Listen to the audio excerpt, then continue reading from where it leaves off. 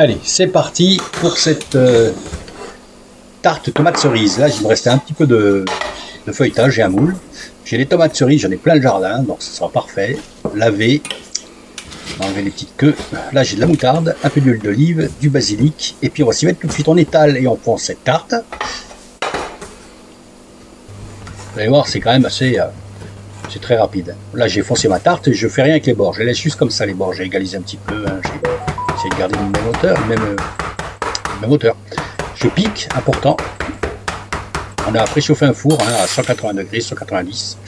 Là, avec un pinceau, je badigeonne le fond de ma tarte avec, là, c'est de la moutarde de Dijon.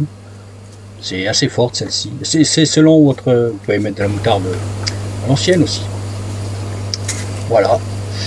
Et après, ben, on dispose des petites tomates cerises. Alors, je cherche pas à les mettre en quinconce, jaune.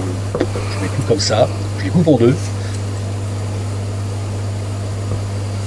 Quand je les coupe en deux, le dos vers la pâte. Hein. Donc le jus reste dans la tomate. Voilà, une fois fait. Il m'en reste un petit peu, je mets tout, je les mets par-dessus. Hop, ensuite, si vous avez un petit peu de chapelure, vous la faites, ou si vous en avez acheté, hop, vous en mettez un petit peu comme ça dessus, ça épongera un tout petit peu l'excès de jus de ces tomates. On va saler, important.